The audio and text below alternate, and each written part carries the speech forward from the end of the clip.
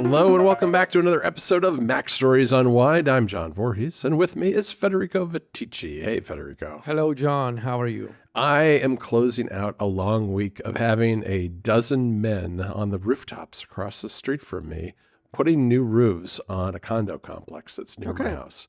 And I've been listening to nail guns all week, Federico. Nail guns. You should be like one of those old Italian gentlemen. Just go there and watch the construction site. The Umarell, right? The Umarell, like hands behind your back and just watch them. It's funny you say that because the other day I was looking out my window and there was like the head guy was standing on the sidewalk outside my window with his hard hat on, and there was an older guy from the neighborhood who was there chatting with him, just watching that, asking questions about what they were doing. I don't think it's an Italian thing. I think older they just have a name for it in Italy. They have a name for everything. Older people are just naturally attracted to construction sites. Yes. And they'll be like, back in my day, we used to have better materials or whatever. We had to use a hammer. We didn't have a nail gun. Yeah. Oh, man. Anyway, it's funny. I want to tease something, John. What's that? What's that you have for us? So we're recording this on Friday. I think if everything goes well on Monday or Tuesday, I'm hoping for Monday, I will release finally after year and a half, version 4 of my shortcut Apple frames. Nice. And this is a big update. It is. I've been teasing the update here and there. This took me a long time to put together. So for those who are not aware, this is a shortcut that I've been maintaining since 2018, 2019. It's my most popular shortcut. It's my longest running shortcut. And it lets you put screenshots taken on any Apple device inside the official device frames from Apple. Right. Apple provides developers and marketing people with these product bezels that are basically empty mock-ups of iPhones, iPads, all kinds of Mac models, studio displays now, and Apple Watch. Right. And this shortcut, has gone through multiple iterations over the years. But high level, it lets you pick a screenshot from your photos library, and it lets you frame that screenshot with the appropriate device. Now, version 4 is a big one in that it all started about a year ago when I tore down completely the shortcut and came up with this new approach. The shortcut used to be comprised of more than 800 actions, and most of it was this huge, nasty conditional block with multiple conditions, each nested within one another. Things like if screenshot height is, 1,200. Yeah. Or if height is like all of this over and over and over. And you had the frames in base 64 at one point, That was many years ago. I used to have the frames themselves were embedded as base 64 text inside the shortcut. That made the shortcuts under the hood, they're basically text files. They're XML files. And you have a problem when you have a text file that is like 20 megabytes. Yeah, and eventually it was hard for you to even open the text files. It wouldn't open. It wouldn't open. The shortcut, yeah. So a couple of years ago, I moved the frame assets to iCloud Drive. So the shortcut downloads the frame assets from the MacStories CDN and stores them in iCloud Drive. But still, I used to have that conditional block. And about a year ago, I came up with this approach of, instead of checking over and over, I just have one master file, one JSON file that contains the complete mapping of Apple device resolutions. So screen sizes, resolutions, and I came up with this idea of simplifying the shortcuts. So I went from about 800 actions down to 300 actions. Wow. So it's more than than half of those actions are gone. And I also laid the foundation for supporting device colors. So multiple frame colors for each device. For example, an iPhone 17 Pro, you can choose between orange, silver, and blue frames. And device variants.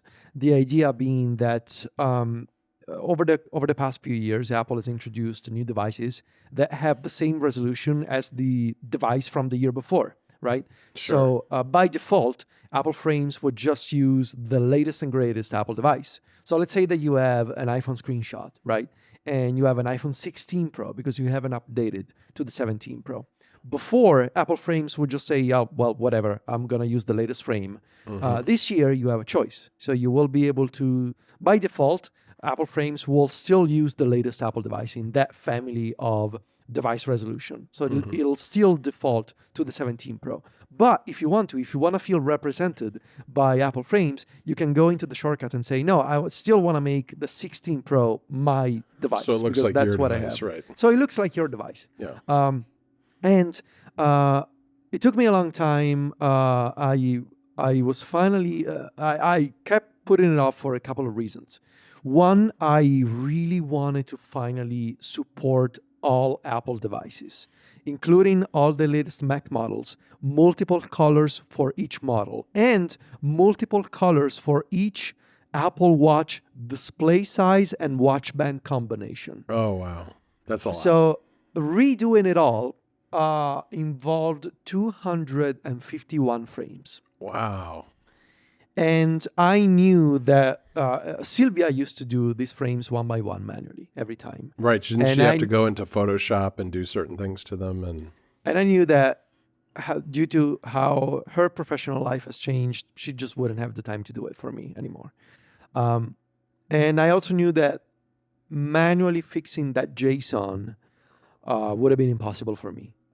So thanks to the latest improvements to AI models and another upcoming project of mine, which is Yes. Shortcuts Playground, that I've been working on for 4 months, and it's basically ready for public debut at this point.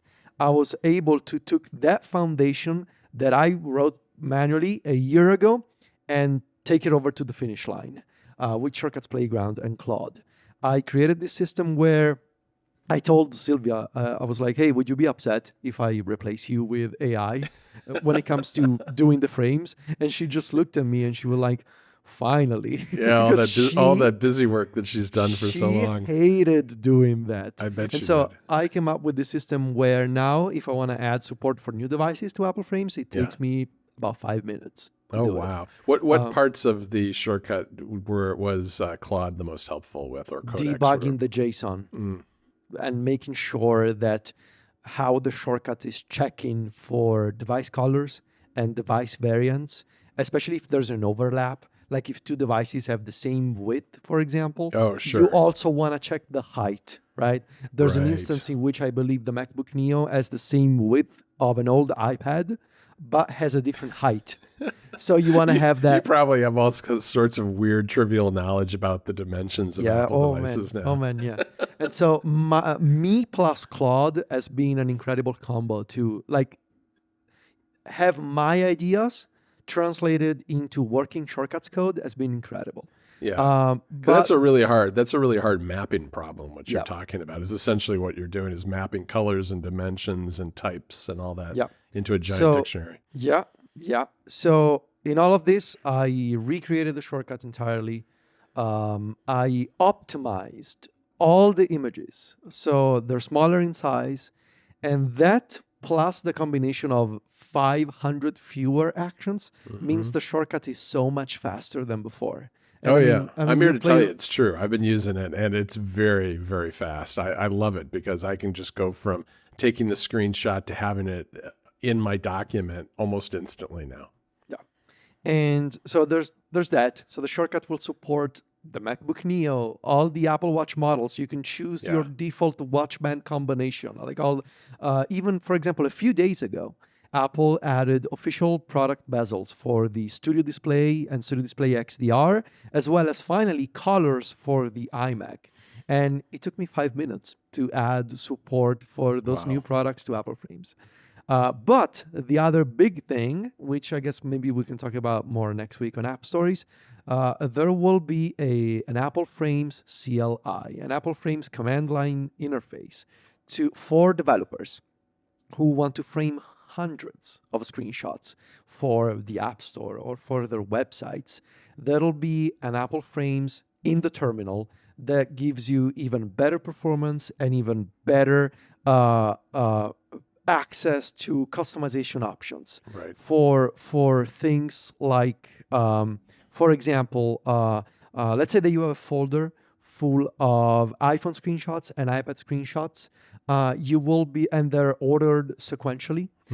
You will be able to do things like, I want to frame all of these screenshots, but I want to do so in batches of 5, for example. And so you will produce 10 images with 5 screenshots merged together side by side. Right. You will have controls for the space between images. You will have options for random colors. You will have support for, gosh, there's so many things that I added.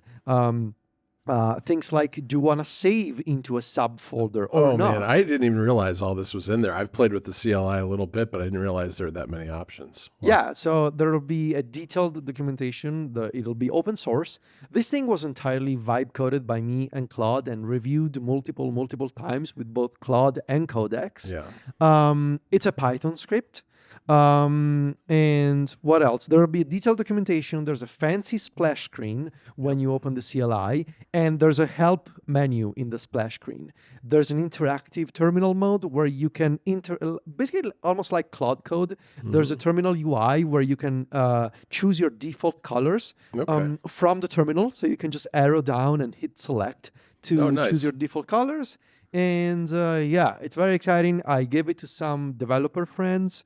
And the consensus seems to be that it's a very useful tool for developers who need to frame hundreds of screenshots but don't want to use shortcuts on a daily basis. So that's the idea. And finally, it's agent negative from the get-go.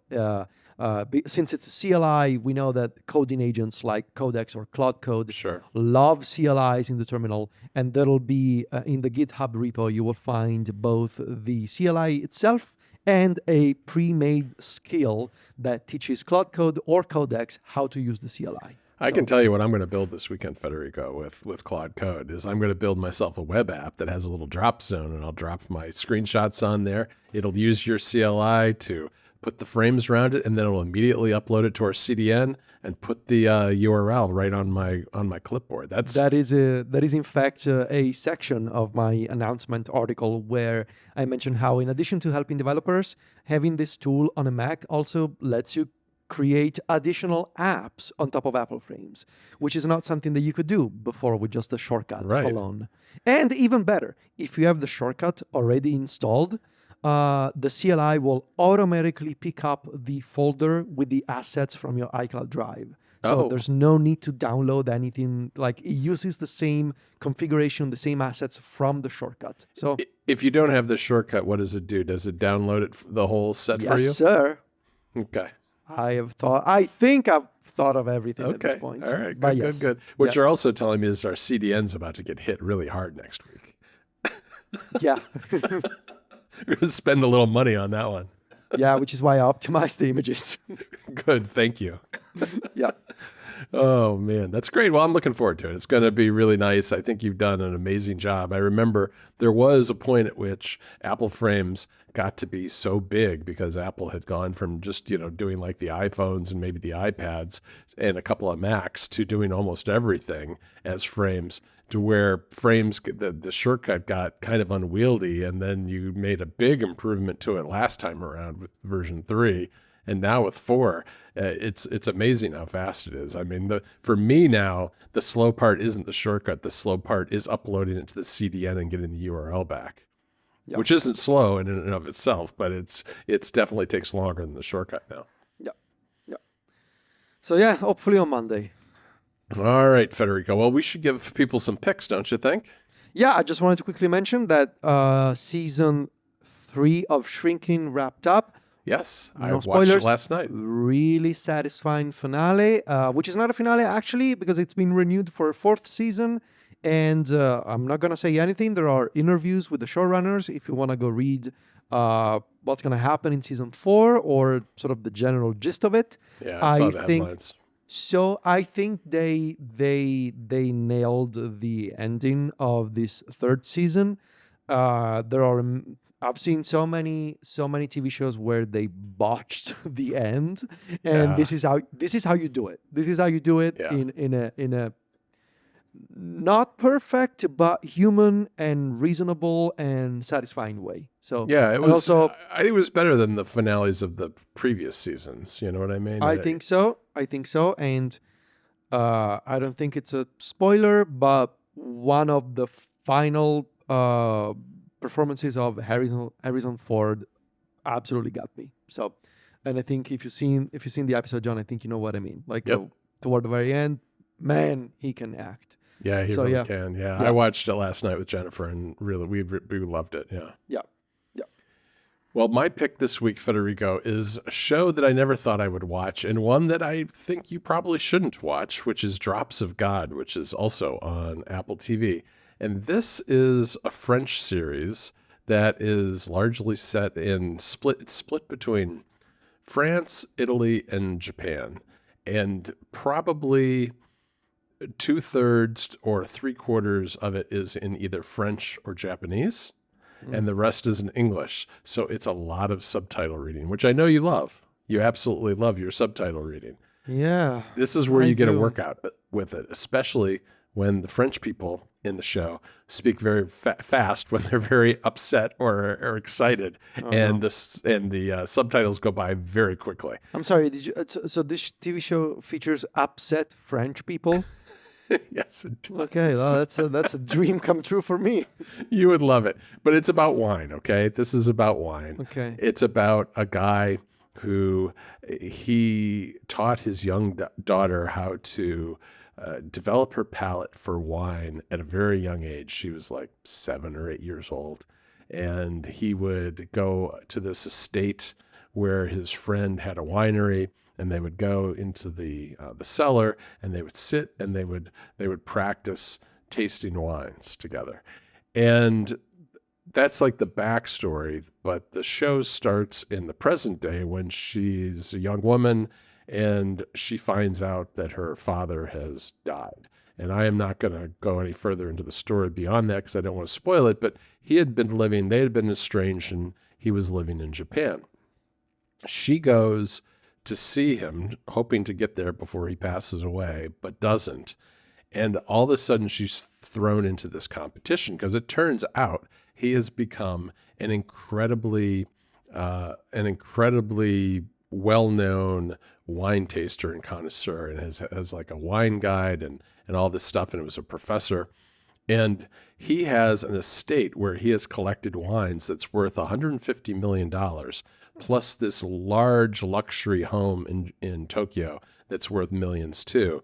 And he's going to pit one of his former students, a Japanese guy, and his daughter from France against each other in a contest to see who gets his inheritance.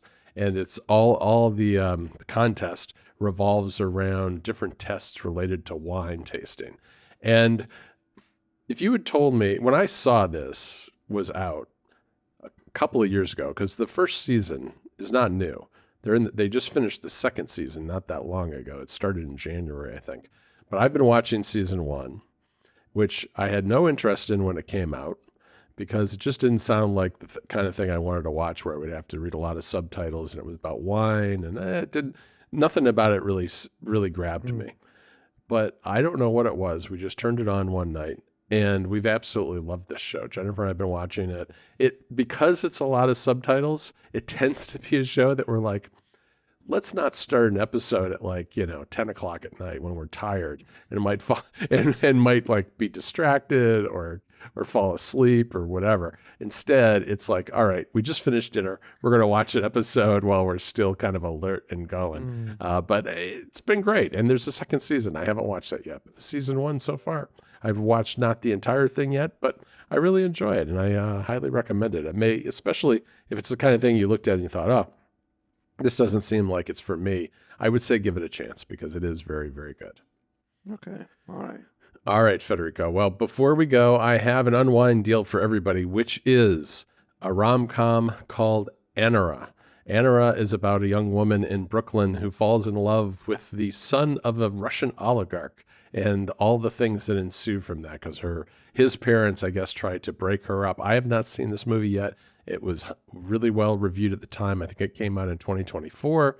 It's just $5 on Apple TV right now. It's a special that they're running this week. So I thought I would throw it in there. I've seen it pop up a lot in headlines about really good rom-coms that came out. It won an award at the Palme d'Or Festival a while back. So yeah, it looks like it's a pretty good movie, and I'm going to try to check it out myself. So that's it for another MacStories Unwind. We'll be back in yet another week. In the meantime, you can find us on MacStories.net. Look for Apple Frames 4 on Monday, maybe Tuesday, but it'll be out very, very soon.